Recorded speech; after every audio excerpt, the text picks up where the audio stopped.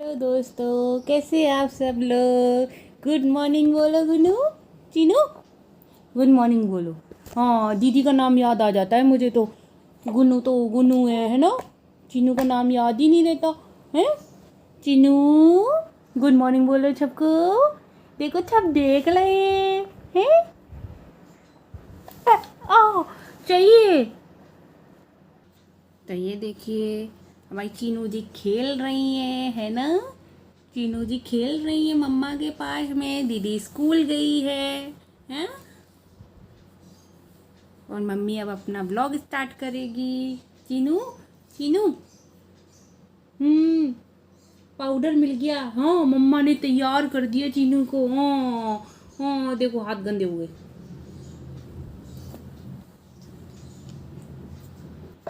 तो आज मैं आपको बताऊंगी मैं पहली बार राहुल जी से कैसे मिली थी। आप बिलीव नहीं करोगे कि यार इतनी छोटी सी एज में समझ में नहीं आता प्यार होता भी है क्या तब। हाँ भाई, होता है। जैसे एक छोटे से बच्चे को प्यार हो जाता है, तो वही कुछ मेरा भी ऐसे ही था। आप मानोगे नहीं, मैं शायद 4th क्लास में थी, या शायद उससे भी थोड़ा छोटा। मुझे अब मैं बूढ़ी हो गई हूँ ना तो मेरी याददाश्त कमज़ोर हो गई है। तो मतलब मेरी मौसी की शादी थी, तो हम बहुत छोटे थे उस समय, 4th क्लास कुछ, शायद उससे भी छोटे। तो जैसा भी मतलब, अब क्या बोलूँ मैं, एग्जैक्ट मुझे याद नहीं है। तो मतलब वो पहली बार वहाँ आगरा में आए थे। तब हम बच्चे थे, आप कुछ भी समझ सकते हो, बच्चों का खेल। तो वो खेलते खेलते मतलब कि यार ये लड़का कैसा है, मतलब कि इतनी लड़ाई हुई उस रात। वो एक रात की शादी थी, उस रात हमारी इतनी लड़ाइयाँ हुई हैं। कोई कह सकता है उस बंदे से शादी हो गई। हाँ भाई, कह सकते हैं उस बंदे से शादी भी हो गई, 2 बच्चे भी हुए हमारे। तो मतलब आज हमारी अच्छी खासी चल रही है। इतनी लड़ाइयों के बाद मतलब उस रात में इतना मारा मारा पीटी हुई कि तू गंदा ये वो ऐसे। और फिर ऐसे ही मतलब चलते चलते सुबह हो गई। मतलब शादियों में कौन सोता है। उस टाइम तो इन्जॉयमेंट रहता है ना कि भाई, यानी क्या कहते हैं, शादी है, अरे भाई निकल जाएगी, सो जाएंगे, तो यानी क्या कहते हैं, फिर इन्जॉय कैसे करेंगे। तो खेलते खेलते कब सुबह हो गई पता ही नहीं चला। फिर कहीं ना कहीं थोड़ी थोड़ी याद सी आने लगी कि यार वो लड़का था ना, बड़ा अच्छा सा लग रहा था, गोरा गोरा। तो तो वो सुबह जाने लगा। सुबह क्या मतलब 12-1 बजे तो बज गए थे, दोपहर हो गई थी जाते जाते। नहीं हो जाता है शादियों के फंक्शन में, देर हो ही जाती है। तो मतलब लगा, अरे यार कहीं पूजा प्यार, पहला प्यार अधूरा तो नहीं रह गया। तो ठीक है, थोड़ी देर बाद ऐसा ही लगा, पर फिर भूल गए, फिर अपने अपने घर चले गए। फिर इतने मतलब हमारा हमेशा जब भी मिलना हुआ है ना, तो ये समझ लीजिए 6-7 साल का गैप रहा ही है हमेशा। फिर उसके बाद मतलब ठीक मौसी की शादी के बाद बीच में शादियाँ और भी आई, पर उन पर उनका आना नहीं हो पाया, क्योंकि हर शादी में आना ज़रूरी नहीं था। तो रिलेशन ऐसा बना हमारा कि मामा की शादी में फिर दोबारा 6-7 साल बाद वो कुछ ऐसे आए, बल्कि उससे ज़्यादा ही। तो कि मैं 16-17 की थी, तो तब उनका आना हुआ। तो ये समझ लीजिए कि हाँ, कुछ 17 की थी, इतना ही टाइम लग गया था। तो मतलब फिर तो वो हमारे रिश्तेदार बन गए थे, मतलब मौसी का भांजा। तो फिर दोबारा जब उससे मुलाकात हुई, हालांकि हमें पता नहीं था कि वो आने वाला है। तो वो मतलब अपने मामा के साथ में आए थे। तो उस दिन अपनी एज में थे तब देखा, तो मतलब देखते ही रह गए। और उसका भी था कि उसने सीधे पहले ही पूछा, तुम पूजा हो ना। तो मतलब मुझे तो बताने में भी शर्म आ रही है क्या। उस टाइम ऐसे ही था कि दिल में भाई घंटी बजी, अरे यार ये बचपन वाला लड़का है, ये वही लड़का है। अरे भाई, अब तो क्या था भाई, शादी में तो 4 चांदी लग गई उसके आने से। फिर तो बस ये इंतज़ार था कि भाई कैसे भी ना कैसे सबसे बचू के इससे बात हो जाए, और बस इससे कुछ कह दिया जाए। पर कहाँ, इतनी अच्छी किस्मत नहीं थी हमारी, मेरी। तो मेरी बात उससे नहीं हो पाई। पूरी शादी निकल गई, 2 फंक्शन और हुए।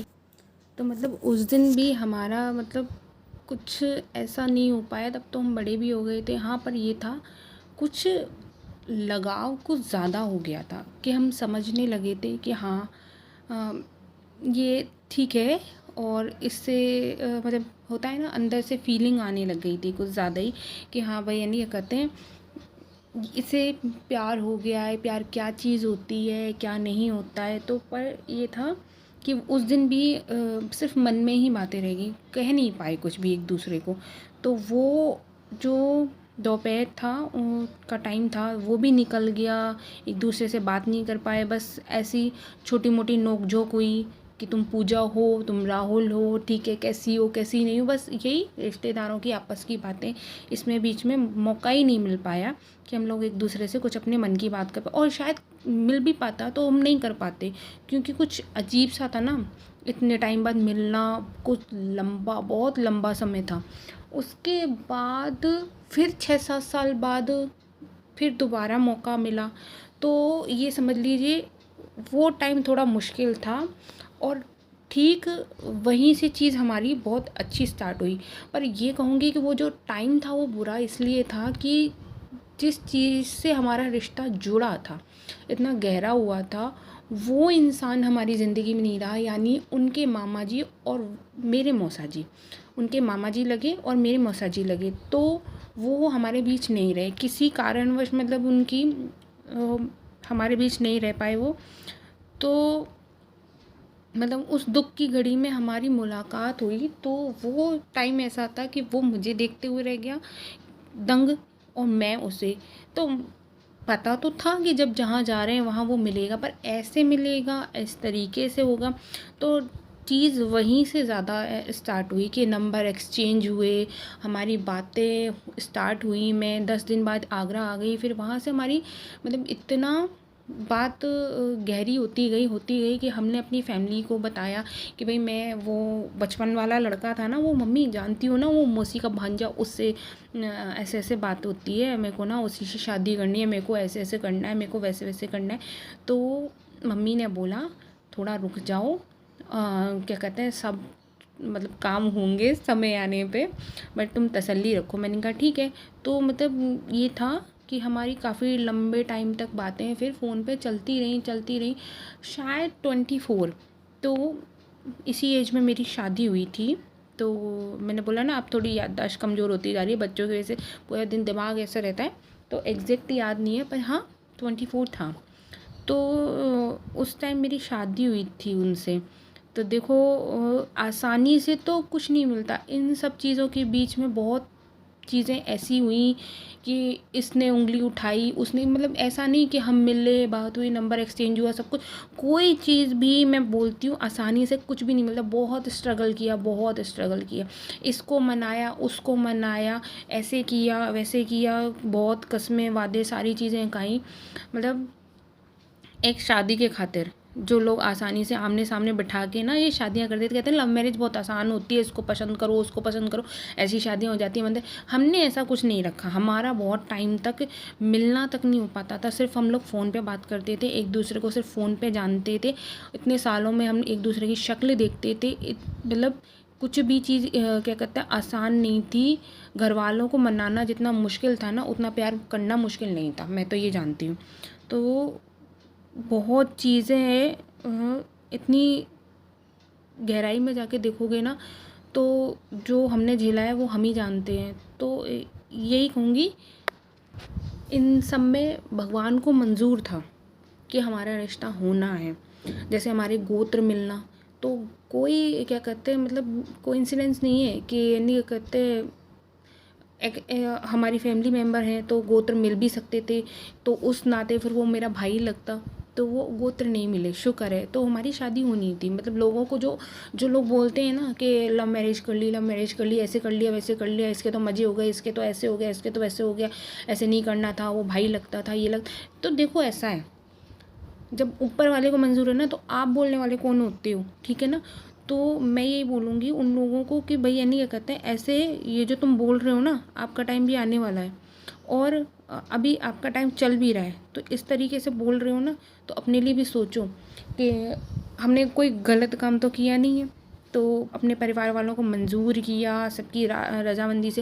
हालांकि अगर उस टाइम कोई मना भी कर देता, पापा या मम्मी, मेन तो यही है, और बाकी तो ऊपर वाला था ही हमारे साथ में शुरू से। तो अगर वो नहीं होता तो फिर हमारी शादी कैसे होती। तो मतलब सब कुछ उसके चाहते हुए हुआ, ये नहीं है, और इतनी आसानी से कुछ नहीं हुआ, यही नहीं है। और माँ बाप तो इसलिए नहीं माने कि भाई अपने पैरों पे खड़े हो, ये करो वो करो, ऐसे थोड़ी ना बच्चे ने कह दिया शादी कराओ तो शादी, तो वो अपनी जगह सही थे, बस ये है। तो मैं ये बोलती हूँ, प्यार किया है, पर ये नहीं है कि आसानी से सब कुछ मिल गया, आसानी से कुछ नहीं मिलता।